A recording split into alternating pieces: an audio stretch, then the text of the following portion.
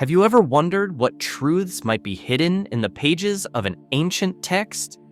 One that claims to reveal secrets of angels, demons, and even the end of days? Imagine a book so controversial that it was stripped from the Bible, its teachings buried for centuries. This is the Book of Enoch. It's not just any old manuscript.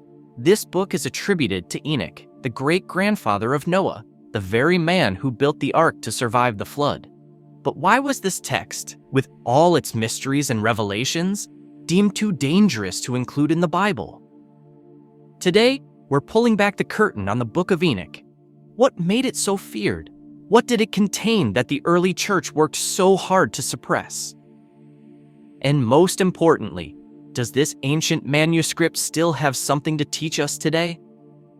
Stay with me as we unravel the 4 key reasons why the Book of Enoch was banned, and why you might see it in a completely new light by the end of this video. Reason 1. A book Jesus and the apostles ignored. Our journey begins with a simple but crucial question. Did Jesus or his apostles ever reference the Book of Enoch?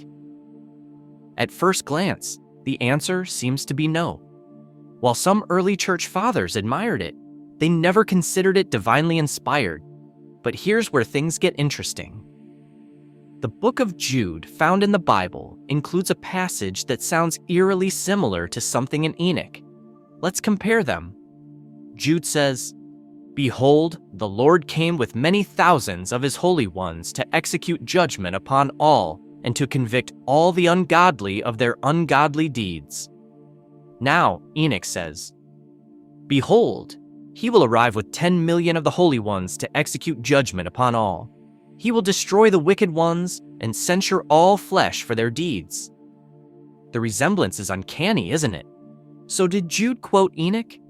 If he did, what does that mean? Here's the twist. Quoting Enoch doesn't necessarily mean Jude considered it scripture. It simply shows that Enoch's writings were influential, but not sacred. This blurred line between inspiration and authenticity raises more questions than answers. What else in the Book of Enoch might have shaped our understanding of the Bible, yet was left out? Reason 2. Tales that challenge the Bible. As we turn the pages of Enoch, we enter a world unlike anything described in the Bible. Here, angels called watchers descend to earth, disobey God, and take human women as wives. Their offspring? The Nephilim, giants who wreak havoc on earth. Sound like a myth? Perhaps. But it's a story that challenges the Bible's more restrained account of fallen angels and the Nephilim. And then there's Enoch's depiction of heaven. Not one heaven, but 7, each with its own purpose. The first heaven controls the weather. The second is a dark prison for rebellious angels. The third contains both paradise and hell. And the 7th? That's where God resides in unimaginable glory. While these vivid descriptions captivate the imagination, they don't align with mainstream Christian teachings. They add layers of mystery and speculation that many religious leaders were unwilling to embrace. But doesn't that make you wonder, could these depictions hold forgotten truths? Reason 3. Who really wrote it? Now we come to one of the most contentious questions. Did Enoch, the man who walked with God, actually write this book? The consensus among scholars is a resounding no. The book was written centuries after Enoch's time.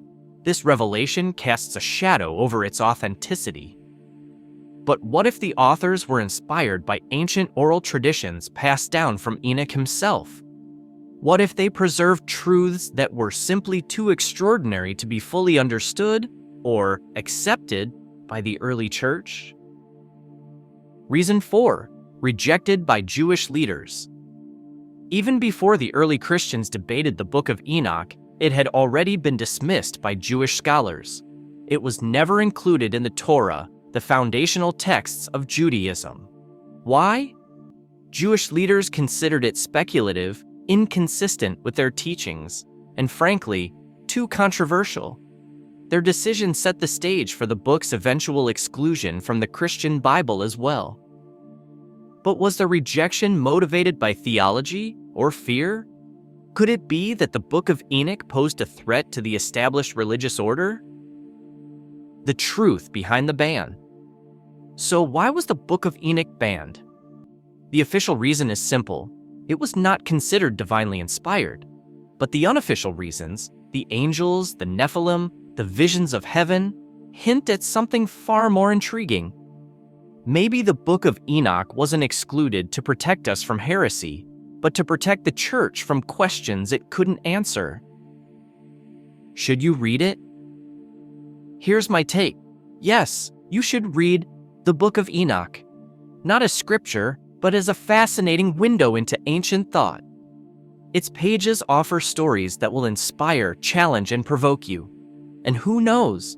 You might discover insights that deepen your understanding of faith, history, and the divine.